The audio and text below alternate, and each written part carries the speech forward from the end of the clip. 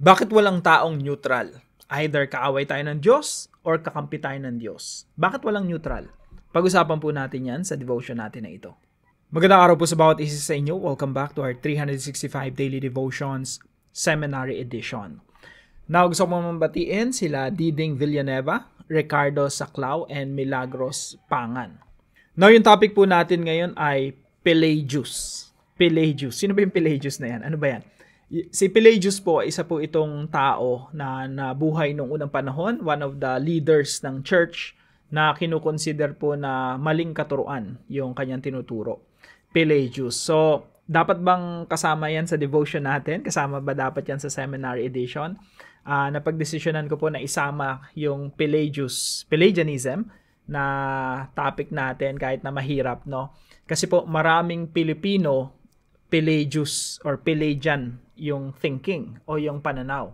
Basahin ko lang po itong concept na ito. Sino ba si Pelagius? Ano ba yung tinuturo niya? And then explain ko po ng mas madali, no, na maintindihan po ng lahat.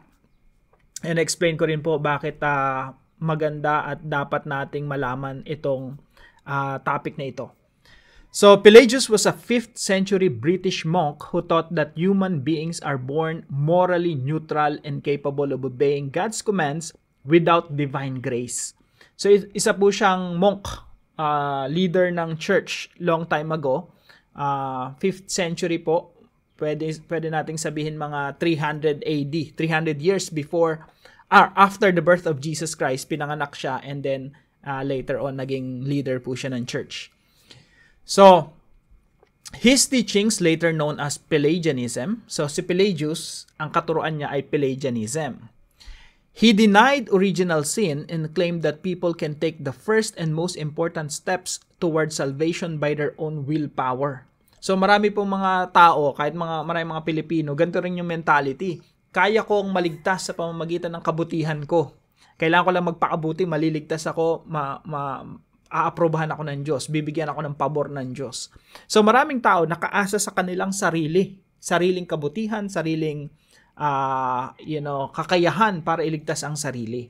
So si Pelagius, ganun din po yung mentality. Biblically, this is a serious error that undermines the gospel.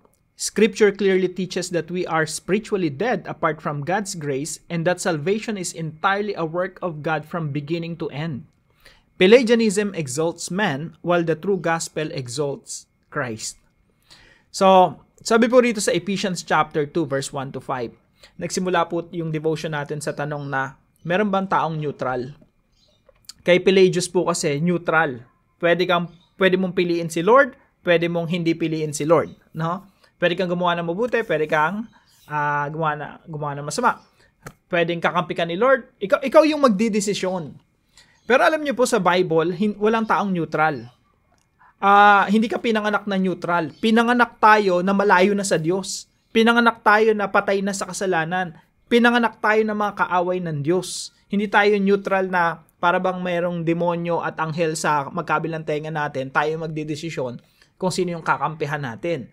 Pero alam niyo po, sa Biblia, pagkapanganak pa lang natin, dahil kasama tayo sa lahi ni Adan, lahat po tayo ay patay na sa kasalanan. Kumbaga, kaaway na ng Diyos. At ito po yung sinasabi ng Ephesians chapter 2. As for you, you were dead in your transgressions and sins, in which you used to live when you followed the ways of this world and of the ruler of the kingdom of the air, the spirit who is now at work in those who are disobedient. All of us live among them at one time, gratifying the cravings of our flesh and following its desires and thoughts. Like the rest, we were by nature deserving of wrath. Ibig sabihin, lahat ng tao, kabilang na tayo noon, karapat-dapat na parusahan dahil sa ating mga kasalanan. Hindi tayo kakampi ng Diyos, kalaban tayo ng Diyos from the very beginning. Sabi dito, nung una'y patay kayo dahil sa inyong mga pagsuway at mga kasalanan. Sinusunod ninyo ang masasamang takbo ng mundong ito at naipailalim kayo sa pinuno ng kapangyarihan ng himpapawid, ang espiritong naghahari sa mga taong ayaw pasakop sa Diyos. Yan yung kalagayan natin before we came to know the Lord Jesus Christ. Hindi tayo neutral. Ang totoo, tayong lahat ay dati ring namumuhay ayon sa pagnanasa ng ating laman at sumusunod sa mga hilig ng katawan at pag-iisip. Kaya't sa ating likas na kalagayan, kabilang tayo sa mga taong kinapopootan ng Diyos. Mga kapatid, Lahat tayo kinapopuotan ng Diyos. That was our original status. Kaya ito po yung katuroan natin ngayong araw. Pelagianism denies the reality of original sin and human depravity. Ang turo ni Pelagius, parang karamihan din sa mga Pilipino at karamihan din sa mga naririnig natin, lalo pa dati, no? Kasi ako, yun din ang naririnig ko na parang neutral tayo, tapos andyan si Diablo, andyan yung anghel, parehong bumubulong sa tenga natin, tapos tayo yung magde-decide saan tayo tutungo. Pero sa Biblia, talagang hindi tayo neutral. Nandun na tayo sa kaaway. Nagpapasakop na tayo sa Diablo. Ang sinusunod natin, yung kasamaan na. Kaya sabi rito, sinusunod ninyo ang masasamang takbo ng mundong ito. Ayun yung original na kalagayan natin, mga kapatid. Simula pa pagkapanganak natin, minana na natin yung original sin. Sabi ni Pelagius, hindi, walang original sin, hindi totoo yan. Tsaka hindi totoo yung human depravity na masama talaga tayong mga tao. Actually, pinanganak tayo neutral. Pwede ikaw na yung magde-decide kung mabuti o masama ang magiging kahihinatnan mo. Pero ang sinasabi ng Biblia, hindi tayo neutral. Pinanganak tayo sa kasalanan. Original sin. Human depravity. Point number 2, the Bible teaches that we are not morally neutral but already dead, deserving of wrath. Sinasabi po ni Apostol Pablo sa mga taga-Epeso, bago sila makakilala kay Kristo. Ibig sabihin, yung klase ng pamumuhay nila, bago nila makilala ang Panginoong Jesucristo, sabi ni Apostol Pablo, you were dead. Patay ka na in your transgressions and sins. Nung unay patay kayo dahil sa inyong mga pagsuway at mga kasalanan, ibig sabihin nito, hindi tayo makasunod-sunod sa kalooban ng Diyos. Yan yung kalagayan natin bago natin makilala ang ating Panginoong Jesucristo. Sinasabi ni Pelagius, no, neutral tayo. You can choose God or you can choose evil. Pero sinasabi ng Biblia, ang pinipili lang natin, kasamaan. Sinusunod natin yung masasamang takbo ng mundong ito. And then sabi po rito, kaya't sa ating likas na kalagayan, ibig sabihin yung likas, yung natural na kalagayan natin, kabilang tayo sa mga taong kinapopuotan ng Diyos. So, meaning to say, we were enemies of God. Kaya makikita niyo po sa Ephesians yun Yun talaga, we were enemies of God. And we are object of wrath. Ibig sabihin, kinapopuotan tayo ng Diyos. The Bible teaches that we are not morally neutral but already dead, deserving of wrath. Sabi po kasi ng iba, pwede nating iligtas yung ating sarili. Kailangan lang natin magpakabuti. Mga kapatid, hindi po. Kailangan natin yung Diyos na iligtas tayo sapagkat tayo'y patay na. Kumbaga, sabi ng iba, para tayong nalulunod Kailangan mo lang umibabaw at lumangoy palapit sa Diyos. Hindi po ganun ang sinasabi ng Biblia. Ang sinasabi po ng Biblia, hindi ka nalulunod Patay na. As in, you're dead.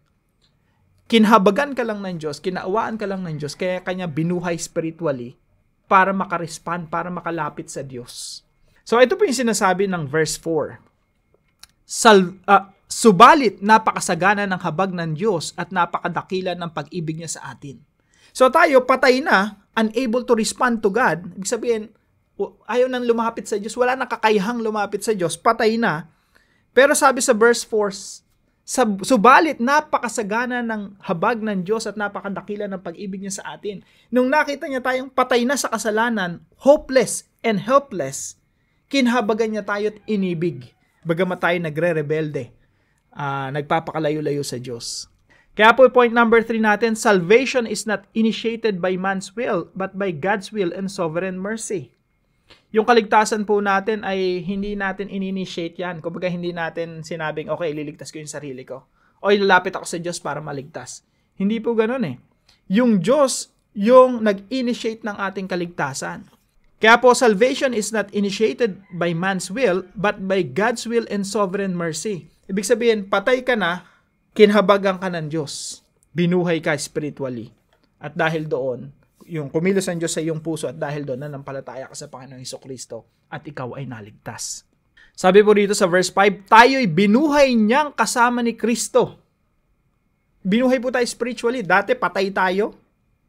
Hindi neutral. Talagang patay na sa kasalanan. Pero binuhay kasama ni Kristo noong tayo mga patay pa dahil sa ating pagsuway. Naligtas nga kayo dahil sa kanyang kagandahang loob. Ibig sabihin talaga mga kapatid, wala tayong partisipasyon para iligtas yung ating sarili. Patay na tayo. Totally dead. Si Kristo isinugo ng Diyos para buhayin tayo at magkaroon tayo ng relasyon sa Diyos at magkaroon tayo ng kaligtasan. Sa makatuwid mga kapatid, ang kaligtasan natin ay 100% pagkilos ng Diyos. Wala po tayong partisipasyon para iligtas ang ating mga sarili. Now, dako po tayo sa application. Number 1, reject any mindset that trust in your own strength or goodness for salvation. Alam ko po yan, dati yun na yung mindset natin. Akala natin para maligtas tayo, tanggapin tayo sa presensya ng Diyos sa langit, kailangan nating magpakabuti. Na para ba yung Diyos merong timbangan ng mabuti at masama? Kapag mas madami tayong ginawang mabuti, tanggap ka sa langit. Parang ganun yung mindset natin Pero sa Biblia, hindi po ganun Walang timbangan na titimbangin yung mabuti at masama. Pag nagkasala ka, paparusahan ka, that's it, period. Tayo'y kabilang sa mga kinapopuotan ng Diyos. Pero, dahil alang-alang kay Kristo Jesus, imbis na kaparusahan ang igawad sa atin, binigyan tayo ng pag-ibig at walang hanggang biyaya. Tayo'y iniligtas ng Diyos sa tiyak na kapahamakan. So, we have to reject any mindset that trust in your own strength or goodness for salvation. Hindi natin kayang iligtas ang ating sarili. Kahit anong pagpapakabuti natin, hindi tayo maliligtas. Yan po ang nakasaad sa banal na kasulatan. Hindi po tayo naliligtas sa pamamagitan ng mabubuting gawa, kundi sa pananampalataya kay Kristo Jesus na namatay doon sa krus ng Kalbaryo sa ikapapatawad ng ating mga kasalanan. Point number 2, rely completely on God's grace from start to finish for salvation. Ang kaligtasan po natin ay dahil kinahabagan tayo ng Diyos.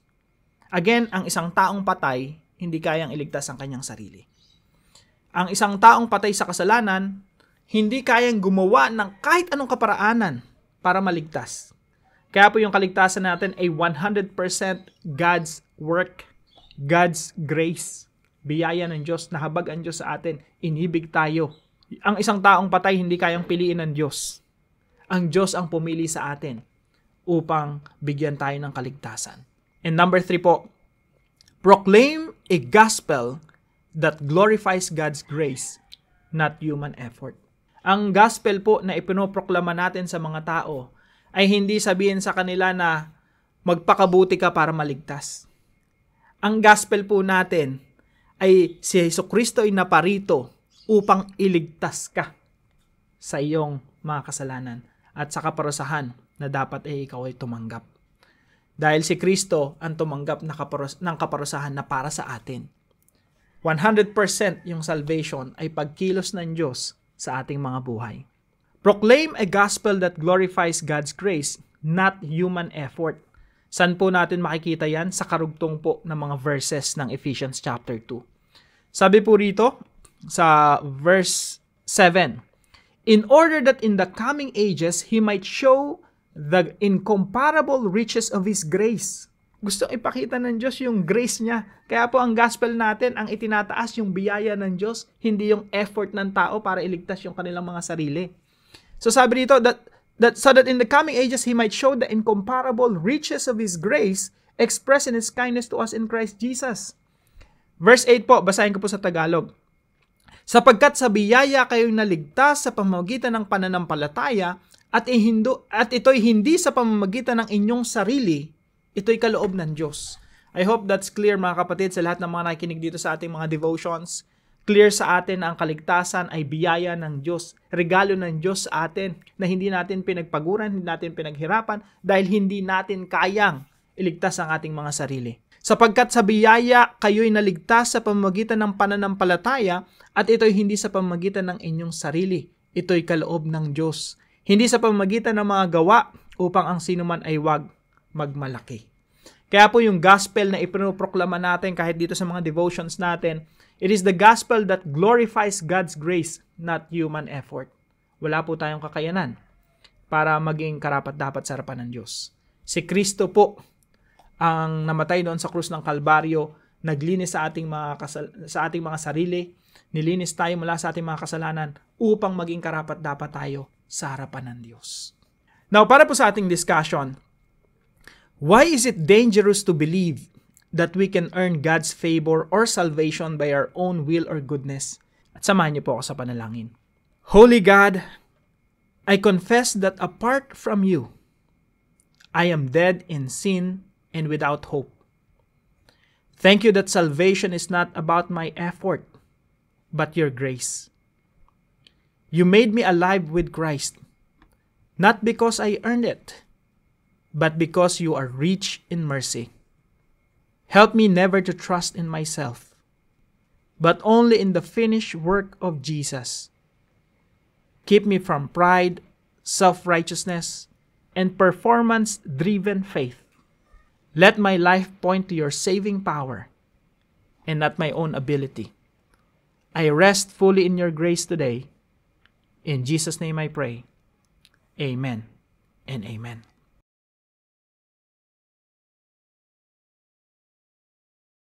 Maraming salamat po sa partner natin sa devotion natin na ito, si Sister Julie. Now, kung kayo po ay may natutunan sa devotion natin na ito, ay palam nyo lang po sa comment section right below this video. And please don't forget to share this devotion to your family and friends.